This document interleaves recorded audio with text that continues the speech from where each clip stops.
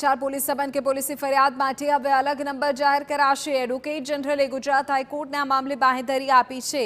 હાલના 100 અને 112 નંબર પણ સેવામાં ચાલુ રહેશે।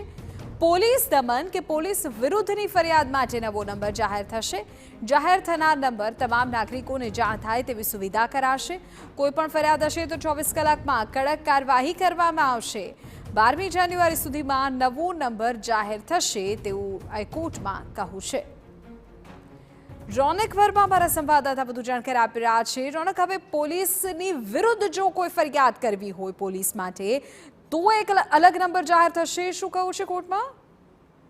મહત્વની વાત એ જ છે કે જ્યારે પોલીસ તોડકાનો મામલો સામે આવે છે ને ગુજરાત હાઈકોર્ટ દ્વારા જ્યારે સુઓ મોટો અરજી લેવામાં આવે છે ત્યારે આ તમામ બાબતોનું ધ્યાન દોરવામાં આવે છે। રાજ્ય સરકારને અવારનવાર રજૂઆત કરવામાં આવે છે। ત્યારબાદ આજે એડવોકેટ જનરલ તરફથી ખૂબ જ મહત્વની જાણકારી છે તે ગુજરાત હાઈકોર્ટમાં આપવામાં આવે છે કે અત્યાર સુધી તો તમને કોઈ પણ લોકો વિરુદ્ધ અથવા તો શાંતિ દોડવાનો પ્રયાસ થાય ત્યારે 100 નંબર લઈને તમે પોલીસ મદદ માંગી શકતા હતા, પરંતુ જ્યારે પોલીસ તમારા સામે કંઈક કરે છે અને તમારે પોલીસ સામે જ ફરિયાદ કરવી છે તેની માટે એક ડેડિકેટેડ હેલ્પલાઇન એટલે કે નવો નંબર જાહેર કરવામાં આવશે। તે પ્રકારનું નિવેદન એડવોકેટ જનરલ દ્વારા ગુજરાત હાઈકોર્ટમાં આપવામાં આવ્યું છે। આ ઉપરાંત કેન્દ્ર સરકાર દ્વારા જે નિયમ છે અને તે 112 નંબર હેલ્પલાઇનનો જે નિયમ છે તે પણ તાત્કાલિક જે મદદ છે તેના માટે ચાલુ રહેશે। આ ઉપરાંત મહત્વની વાત એ છે કે હવે ક્યાંય પણ પોલીસ દમન જોવા મળે છે, પોલીસની દાદાગીરી જોવા મળે છે, એ ચાહે ટીઆરબી હોય, એ ચાહે હોમગાર્ડ હોય, કોઈ પણ વ્યક્તિ હવે સીધું જ જે સ્પેશિયલ ડેડિકેટેડ હેલ્પલાઇન છે તેના પર સંપર્ક કરીને તેના પર ફરિયાદ કરી શકે છે। આ ઉપરાંત આ ડેડિકેટેડ હેલ્પલાઇનમાં જે પણ ફરિયાદ જાય છે તેનું 24 કલાકમાં તેનામાં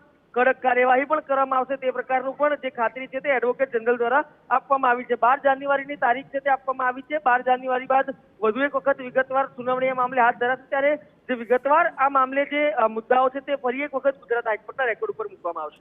આભાર રોનક આ તમામ જાણકારી બદલ। તો લગભગ 12મી તારીખ સુધીમાં આવનારા મહિનાની 12મી તારીખ સુધીમાં નંબર જાહેર થઈ જશે તેવું એડવોકેટ જનરલે હાઈકોર્ટમાં કહ્યું છે।